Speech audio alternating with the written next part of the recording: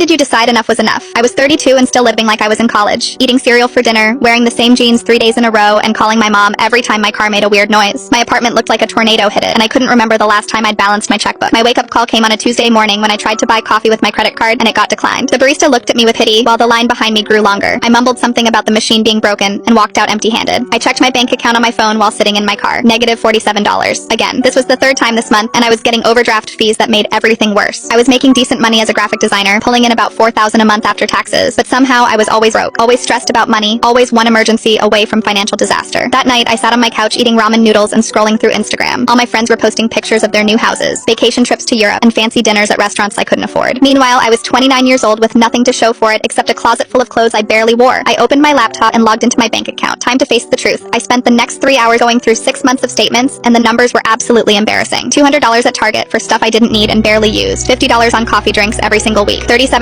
for a throw pillow I used once before shoving it in a closet. $85 on takeout because I was too lazy to cook actual food. The worst part was finding a recurring charge for a gym membership I hadn't used in 8 months. $29 automatically coming out every month for a treadmill I'd touched maybe 5 times since signing up. I added it all up on a piece of paper, checking my math 3 times. I was spending over $1,500 a month on complete nonsense. Random purchases, impulse buys, subscriptions I'd forgotten about. No wonder I couldn't afford anything important. That's when I made a decision that changed everything. I was going to live like I only made minimum wage for 1 full year. Every dollar over that amount would go straight into a savings account I couldn't touch. I calculated that minimum wage in my state was about $1,300 a month after taxes. So that's exactly what I'd allow myself to spend on everything. Rent, food, gas, everything. The remaining $2,700 would get saved. The first month was absolutely brutal. I meal prepped every Sunday, cooking huge batches of rice, beans, and whatever vegetables were on sale. I bought generic brands at the grocery store and used coupons like my grandmother used to do. I canceled Netflix, Spotify, and that gym membership I never used. Started walking to work instead of driving when the weather was nice. Made coffee at home in an old pot instead of buying it from the fancy place downtown. I wore clothes I already owned instead of shopping for new ones. When my jeans got a hole in the knee, I patched it instead of throwing them away. When my shoes started looking worn, I cleaned and polished them instead of buying new ones. My friends